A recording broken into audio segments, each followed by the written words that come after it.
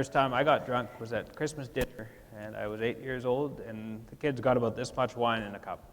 I didn't make it until Grace. I reached out and I drank my sip, and my world lit up. I then reached out and grabbed my sister's wine, slugged it, and I was on the ground and the world was spinning, and my mom had to phone my aunt, who was a bartender, and say, "Fred's drunk on the floor, what do I do?" When I finally tapped out, I was a crack smoker who thought he was Jesus. So there was a 25-year period there with all kinds of ups and downs. It wasn't always bad. Those are two terrible moments. But I also had times where, I was a hockey player, and that was a part of our bonding. I was a bartender. I hung out with musicians all the time. I remember the 2003 NDP Leadership Convention. I was a BC-wide Young New Democrat, and I was out on the campaign trail, but my lips were stained purple with Merlot.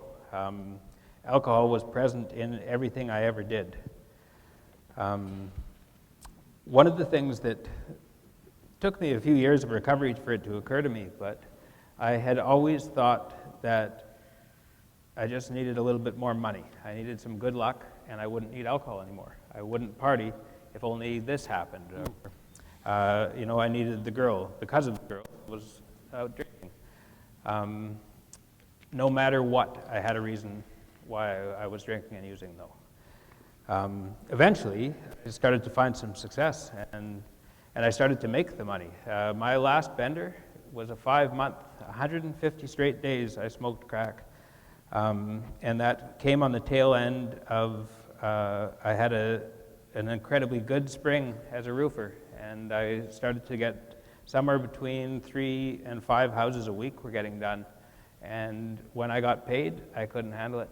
I could not handle the success. Then when I tried to get out of it, I had thought addiction, my understanding of addiction was you take a little bit of time off and the drugs will lose their hold on you. That's not how it works. I didn't know what anxiety was. I thought anxiety was an excuse my sister used to not do things until I found out I was in a panic attack. And I was in I started, obviously, a lot of trauma that I wasn't able to deal with at the moment. And, finding something that made me feel happy, or gave me, I guess, a break from like the chaos that my mind was creating. And I over time I started taking more personal responsibility with it. Before I used to just, of course, the people that abused me held some responsibility because I was a child. But when I started becoming an adult and I was living on my own and, struggling on my own, I was the one sleeping on the street, they weren't. I was torturing myself at that point. And, coming to that realization that, I'm not gonna live a very long life like this. Yeah, just constantly questioning my belonging in the world and not seeing who I was reflected in the people around me or in the expectations of my parents or my peers. Fred shared when first time I drank, it was this thing gave me permission to be me. It opened up a lot of access to me to find my personality and stuff like that. And then I found my way into the construction industry, and the relationship between trades and substances is as old as the trades are, right? The stereotype is not unjustified in a lot of ways. We work hard, we play hard.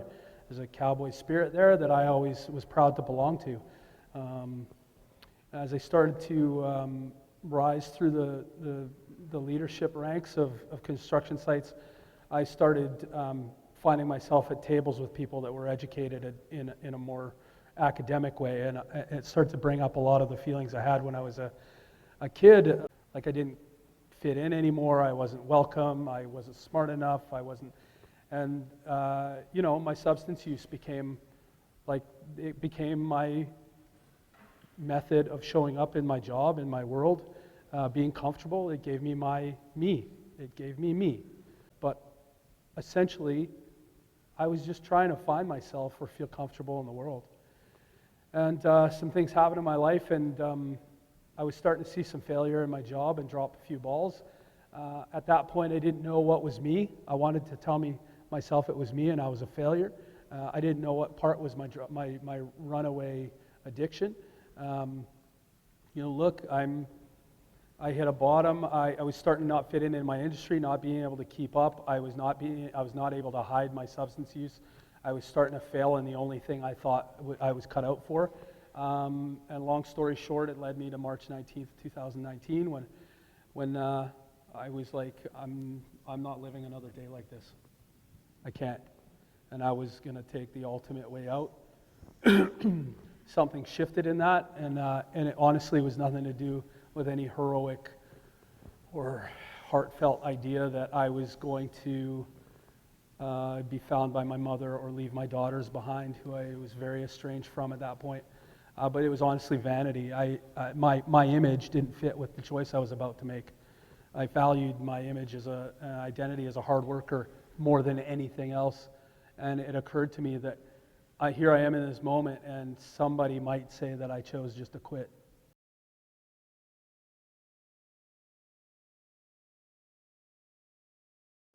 I chose to divert myself from my plan, wake my mother up at 4 a.m, and the rest is like good luck and privilege after that. I managed to get in a treatment center the next day.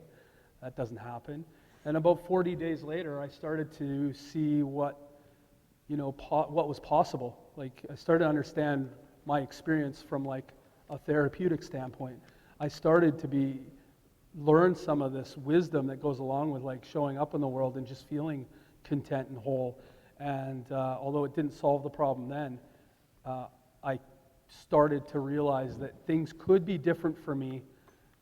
There was just more work to do, and it stood to reason at that time that if I was a hard worker, hard work shouldn't be something that I should be scared of. I read this poster and it was actually very grim, and they don't have that poster anymore. But it really helped me. It shocked me because it was a poster of a street-based sex worker getting into a hearse. Like a hearse pulling up and, she's going to get in, right? And it shared a stat on there. One of the stats was that the survival rate of a street-based sex worker who is also using substances was 7.5 years that they can keep doing that. Like, that's 7.5 years, like, nonstop, right? And at that point, I was at 6 years of doing that, and I never left 5 blocks. I stayed in the downtown east side in a 5-block radius. I never needed to go anywhere else. And that's when I was like, I've got to do something different. And that something different was, I got an opportunity to go to Kelowna, and on the way to Kelowna, I didn't really point it out to anyone else. I didn't think anyone else would care, right? But I saw rabbit footprints in the snow when we were driving along, and it made me remember that, like, there are other worlds out there, and I grew up on the reserve, and we hunted a lot. So, like, seeing, like, animal footprints was so important to me because that's what we lived off of, and it reminded me of, like, things my uncle would say about our spirituality and how it's related to all the animals out there. And, that's when I started, things started getting different for me. And I started, went to detox one time, went to treatment one time, went to a recovery house one time. And I'm not saying those times worked, because they didn't. It took 5 years, probably about 5 years, for me to actually stop, to get to the point to where I didn't need that to feel happy. I didn't need substances to feel happy anymore.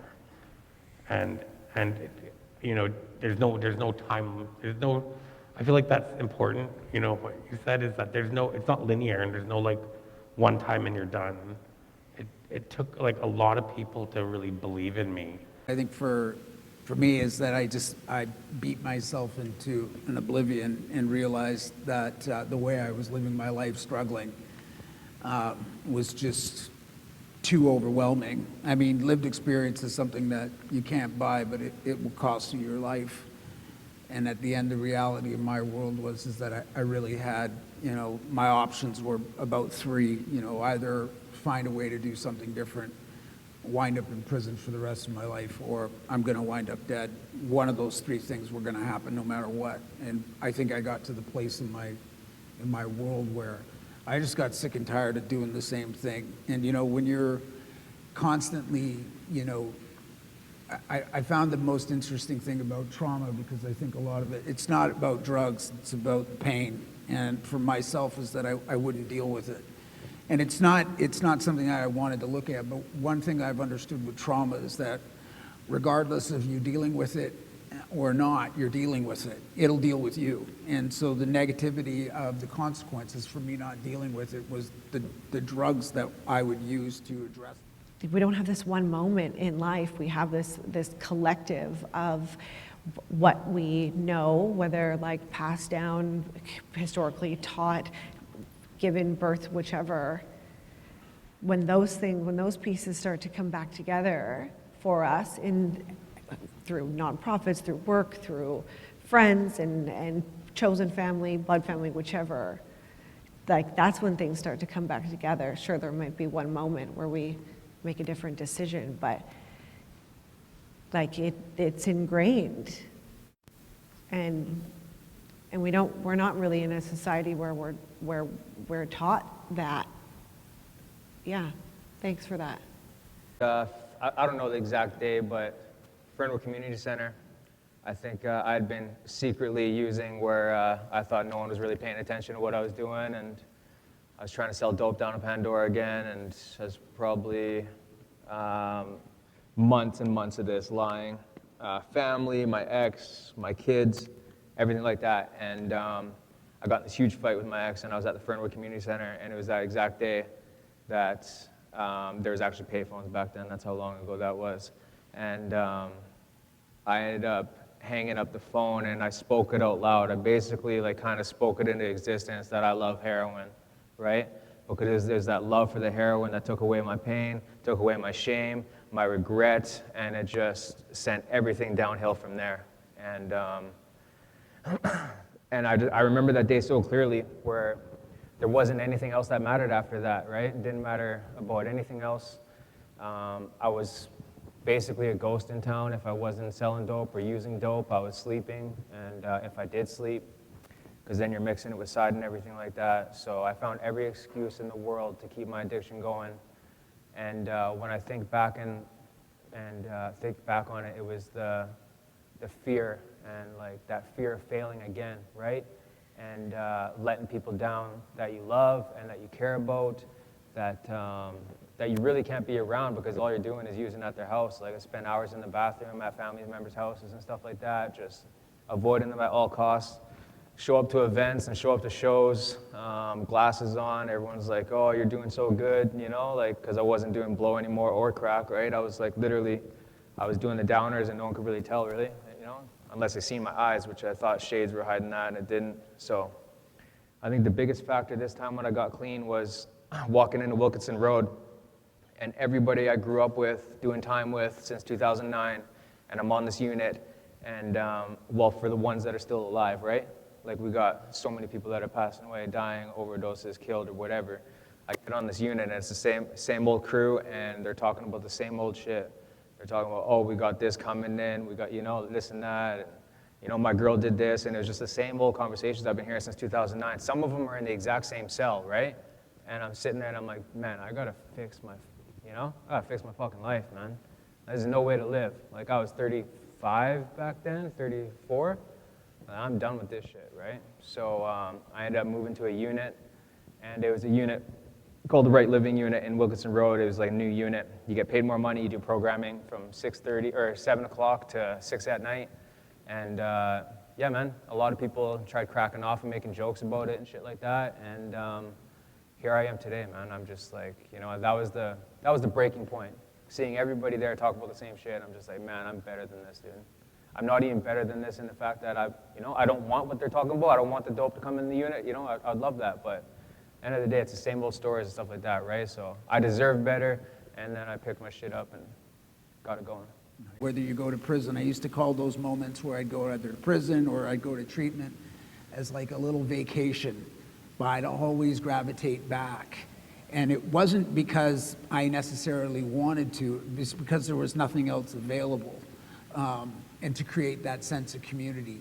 But in the end, I started to realize that even though I felt that I was connected to community, I was going to die in that community.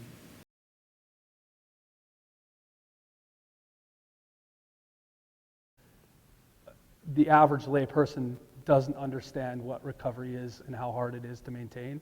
Recovery is not a linear thing, and so this idea that there's going to be a simple one and done solution to it is, I think our society needs to start embracing the idea that as long as somebody's engaging, they're in recovery.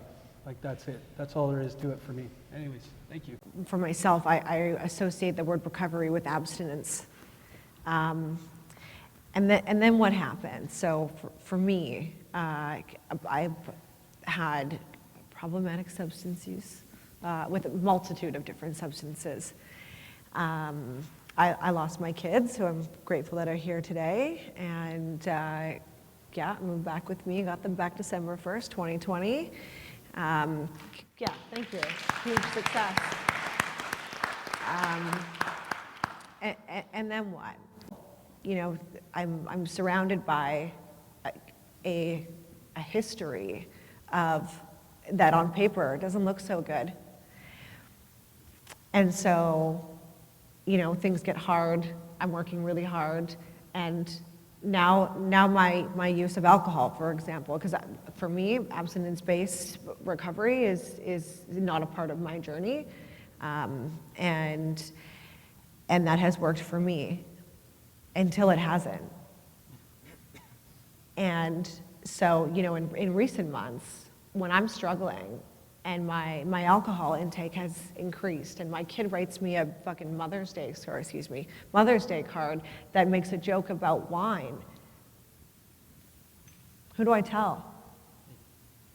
Because I can't tell my family, because that's what they're waiting for. They're waiting for the other shoe to drop.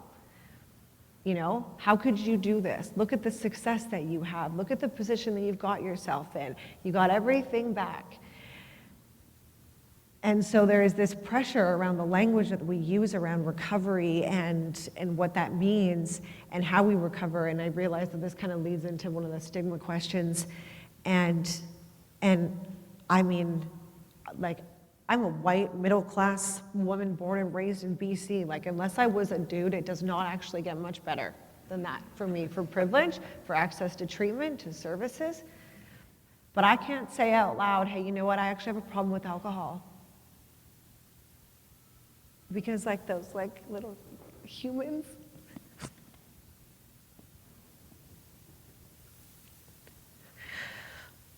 I'll lose them. And so just because I think, again, we sit up here in the positions that we're in, sometimes that adds to it. And so it's important to be proud of where you've come from and everything that you've overcome and where you're at. And also to remember that we are also human beings. And that we are likely going to fall down on our face in the same way, because this is how we've coped our whole lives. So it makes sense. And the repercussions of that, because of the positions that we get ourselves in, because, we didn't survive what we went through and got here because we weren't hustlers and we didn't work really hard. I got here because I freaking earned this. I also can go the opposite way, which is likely. And I think I just wanted to say that. I think, the risk gets, when I was in a position of, I lost my kids MCFD, they went to live with their granny, and their dad went through 2 years of court, all of the things. And a few different treatment centers, detox, so much money that took me years to pay up. We're still human. and we're still going to fall down in the same way. And I think that's important to say, and that it, like, it's okay. But the people who helped me didn't even know they were helping me. It wasn't services that were designed and passed down to me. I went and I joined a swing dancing class as an example. There's a dude in recovery that used to take me every Friday, and that allowed me to look people in the eye, to speak. I didn't have anxiety that would cloud my thinking. I went and joined a journaling group in a homeless shelter because I wanted to be a journalist. That moment just gave me the ability to imagine life being different. If we can't imagine life being different, we have no hope. So I think we do need some money. We're going to have to spend some money to get out of this, but we need to provide stable housing that is designed for the people we're trying to help. And then the biggest challenge is being socially connected to a community of the downtown east side of Vancouver. I mean, the one thing that I kept looking at is like, well, where do I go? What does my life look like outside of that? And there's a lot of fear in that. I could never get outside of that. I could go away for like a little, maybe it's a vacation, still do therapy today. And you can change your recovery. It doesn't have to be just one size fits all, whatever. I don't care if you go to NA, AA, Smart Recovery, whatever it is. If you start that way, you can modify it. This has been 12 years I've been modifying my recovery to where it suits Guy, not where it suits other people, right? And that's what works for me. But you learn new techniques and along with the work that you put in. We look at a system right now, although our paths to recovery are not linear, the journey and the tools and the systems that are laid out should be. Right now, I feel like they're very circular. We get access to one thing, we get allowed a certain amount of leash or distance or guidance, and then we're returned back to where we started, which is an environment that has no barriers against us and the challenges that got us in hot water in the first place. And so I think, what I want to see is no barrier access to treatment options. I think treatment options should look different. I think we need more new roads. I think we need more long-term 2-year projects that can immerse people into a new way of life. For me, the answer was simple. I had to change everything. It takes a long time to deprogram and to get used to yourself in your new skin, to learn a new identity, a new way of showing up in the world. I think there needs to be a lot more shorter-term versions, and we can't have a fucking clicker counter at the door every time you go in and come out. I think as a society, we need to get used to the fact that if you're engaged in seeking the answers you need, that's success. That's what it looks like. And every inch that you claw and manage to grab and inch forward or upwards or whatever direction is important to you, you can get. That is, like for me, and it's been said on the stage, like for me to still 6 years in, it's like the hardest thing I've ever done, continues to be. And I think we need to start letting people know that doesn't change. I'd like to see more people with who have achieved a higher state of well-being or consistency or contentedness in life, who have achieved something better than where they were seeing their personal destruction. Like, I want to see more of those stories. I want to see what your recovery looks like and how you got your kids back. I want to know that it doesn't mean abstinence. Because right now, I think socially we attach a lack of abstinence to being in the same situation you're in. But I see proof of that every day. Imagine myself like a mirror and I was broken. I feel like a lot of times to help put me back together were a lot of service providers that were doing work way beyond the scope of their jobs, and not because they had to, but because they needed to. They saw that there was somebody in need and they just did the work. That nobody knew what was going through my mind. They just saw me as a person who was using drugs and struggling, and that's what they judged me for. But they didn't know that I was trying every day to figure something out. Like, it's just, you try and you constantly are trying, but people don't celebrate that part of it. We look at people that have become successful and think that it's successful, but I think the thing that you have to remember is that everybody's trying. And I think we can motivate people to try, but in the end, it was really the gap bridging between harm reduction and recovery services that got me to where I had to get to. But I also needed a lot more help with that because my success didn't happen in a treatment center. My success happened after I left treatment, but I needed somebody to teach me how to pay off my debts. I didn't know how much money I owed. I didn't have any ID. I didn't know how to get a driver's license. I didn't know how to open a bank account. I didn't have a resume. My resume had Expo 86 on it. That was it. That was my job. I worked at Boston Pizza.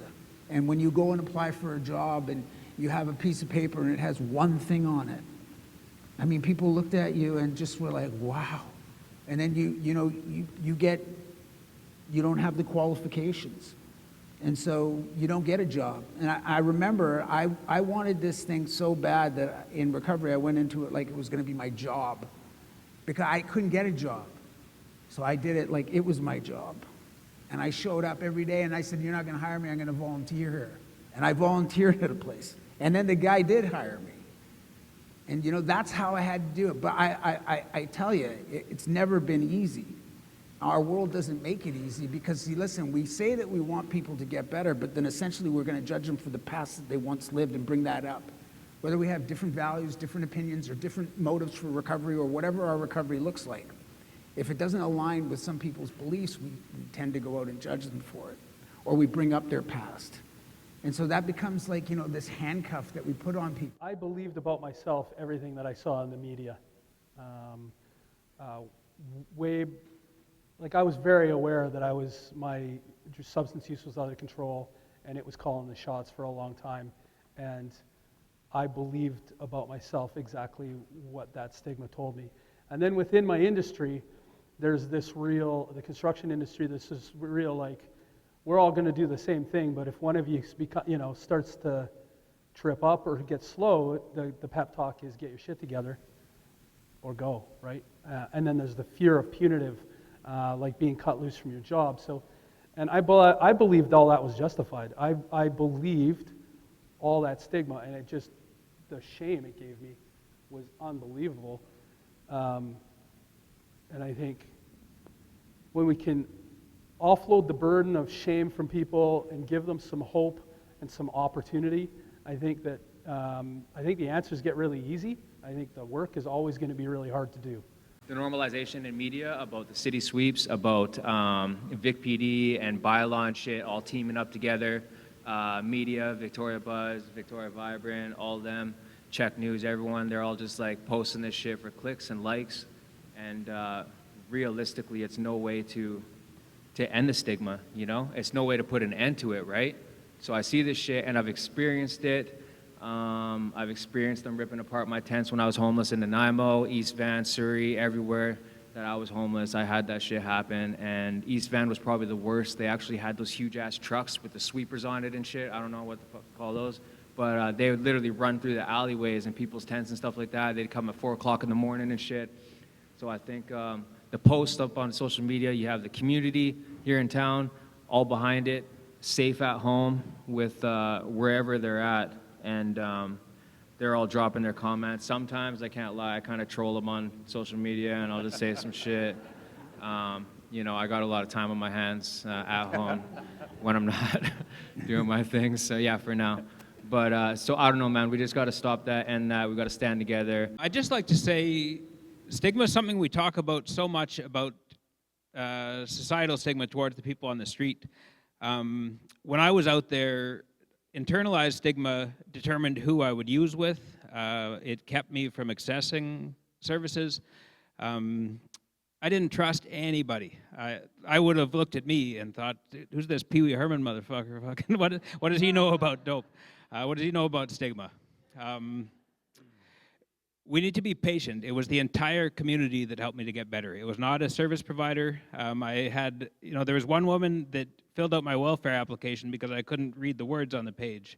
That's how sick I got. So there were times when I needed it, but it was patience and the entire community that helped me out.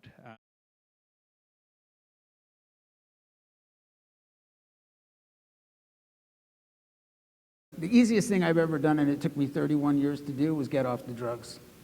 The hardest thing that I've ever had to do, and I still have to do in my life, is regulate my emotions. And why? That is the part, because I just used drugs to regulate my emotions for so long. And so I had to learn how to do something different and outside of that. And so whatever it is that you enjoy doing that regulates your emotions, whether it's eating, going to the gym, running, going for a hike, walk, playing with your kids, I don't know, playing poker, whatever. Those are the things that really transcended my life and changed the trajectory of my life, was that now I understand, but I'm also okay with how I feel. And I also don't care what people say. A lot of people can say stuff, but if they're only talking about my past, then they don't even know me, because the past didn't define me. It's who I am today that does. And just remember that as well, is that every day that you get up and you do something better or do something different, past, you don't have to keep looking back at the past, because that's the thing that'll just pull you back. At some point, we have to just get to a place where I just didn't want to feel sorry for myself anymore. I put in the work. I wanted to work to change my life, and once I did that, my life got extremely better. When I spoke earlier about my first job as outreach worker, I was still using, and the books call it problematic substance use. That's like the technical term, meaning that my drug habit was getting in the way of me paying rent, me paying for my phone, me showing up at work. And that organization didn't fire me when I didn't show up. They didn't get upset at me if I seemed to be a little bit too tired. They just kept me there and kept training me and trained me up to doing office work, and that was really important, I feel like. And when I think of my journey through substance use and getting to a place to where I felt well, well enough to start, I felt like throwing off those like shrouds of like my trauma and being able to like deal with it. And I guess the biggest thing there was given the opportunity to believe in myself and to deal with it was like a big game changer for me. That when we fall down, however we fall down, whether it's down a hill or, a pipe or whatever, that we are human beings going through an experience, and it doesn't define who we are. Substance use doesn't define who we are. And unfortunately, there is a very small, I believe, group of people who perpetuate language and have created the narrative of stigma and people that sit way up top where I absolutely never want to be, that make us believe that we are stigmatized. Like, there are so many more of us than there are of them, and we've forgotten that. And so I think there's a huge opportunity to go out to people that are outside of this room and start showing people how they can be part of solutions, empowering them to save lives. I think the feedback I get from some people on the right side of my family is that some of this stuff feels pushed down their throats and forced, and it's seems hopeless sometimes. And when I start speaking about the opportunity in harm reduction, the opportunity in recovery resources, and building into that, and reminding them that I'm like one example of what it can look like. There's other examples up here on the stage of what that can look like. And they start to open their ideas to this. I think fundamentally, I just believe people want to get on board with things that are going to make a difference and save lives. I treat everybody that way until they prove that they're a sociopath.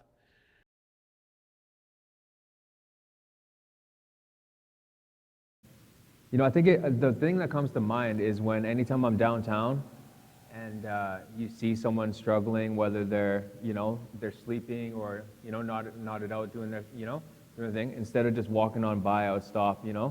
I want more people to stop and really check in with them, see where they're at, see what they're see what they're about, see if they're safe, if they need anything, maybe they're in need of whatever it is, a coffee or whatever, right? Or maybe they just need human contact, right? Stop walking by people. More connection is what I'm trying to get at. I don't think the answers are really complicated, but it's the place we have to go to on ourselves, and the work we have to do, and the things we have to take accountability for, and the shit we have to let go of. All these personal beliefs that I had about myself were a huge part of the problem, and they were bullshit. They're absolute bullshit. So, you know, stigma was a big part of reinforcing the narrative I was telling myself as a drug user, and who I was as a human being. Undoubtedly, it was a huge part of the problem. I want to see more aftercare. I want to see a system, again, on that lineal path that gives people an opportunity to move forward, but slip back and still get caught by the system, rather than return to the place where they were, their darkest place. I still, until my mother passed away and we sold the house, I still couldn't go down to that basement. So if I was like forced, like that's where I was going to end up after treatment, like we need to look at a lifetime model of care for people. And this is a public health thing. This should be on the public dime. So if I could change, you know, one thing, it would be the funding structures and the funding models. To change them from like, you know, they're at 2 and 5 years. I believe most of the funding that a lot of the organizations I work for go for. And it takes a lot longer than 2 or 5 years for us to kind of establish a relationship with people that are, and when I say people, I mean me too, because I was there and I still could be there. People that are dealing with so many issues, concurrent disorders, problematic substance use, estranged from community and family. Someone I felt like I was very lost, you know, and you know, if we're going to get to know these folks and provide really good services and really support them and through their life, we need to be there for longer than 2 or 5 years. Drug users' rights and any sort of advocacy didn't come from government. It didn't come from health authority. It didn't. The pendulum has swung, and we wait for funding. We fight for funding, kind of like scraps. So yeah, no, I wouldn't want to be in a position of power. I would want to be right where I am right now with my experience, and always remember that before I was even a thought to my parents, we earned rights because we took them. If I was in a position of power, what I'd first off do is I'd eradicate poverty. That is the first thing that I would do. Listen, you can look at the reflection of what we did during the pandemic. If you can imagine, if we gave people $600 a month to survive, the backlash that would have raced across the country from people who did have employment jobs that lost them during the pandemic, but yet it's okay that we offer people who are struggling in poverty $600 a month to survive. We also used to have the reflection of MLAs that once a month they would go and live on a welfare check in an SRO. They stopped doing it because they wouldn't survive. They ran out of food. So our challenge is really of why we have the enormity in our society today is relatively caused by poverty. Poverty makes people survive.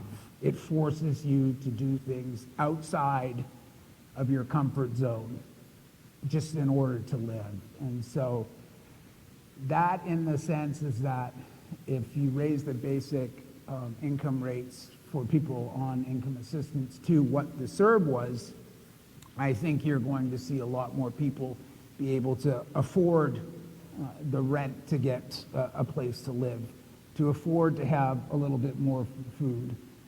I think those are the challenges that are really created a lot of the challenges that we see today. So housing security is the other topic. I mean, you can't beat anything without housing. Like if you don't have mentally, addiction, whatever it is you're struggling with, if you don't have a safe place to live, and then the struggle that ensues with that, survival on the street, people use drugs to stay up at night, to stay alert, to stay warm. When you look at all the factors that go into that, very, very hard for anybody to recover from anything, any health condition. I don't care what you have, but it's very challenging when you have those two rolling. And so I would start there. If you could start there, I can guarantee you we'd see a lot better success in the challenges that we face of the other social determinants of health. So we need safe supply. We need more recovery facilities. We need better housing and more housing. Just, I can't imagine us getting out of this right now, but we need patience. So keep it up. I'm so happy that we're all here. Cheers. Harm reduction doesn't reduce poverty. It doesn't end homelessness. It doesn't, enable addiction. It enables people to live. And so all harm reduction that we have does is really reduce the harms of the poison drug supply. That's it. It's not rocket science. It's the solution against the drug supply that's saturated our society. And one of the things that I often like to reflect on of the importance of harm reduction is that it keeps people alive and does provide the opposite of addiction, which is connection. And that human connection can change the directions of people's lives through harm reduction services to access recovery and treatment services.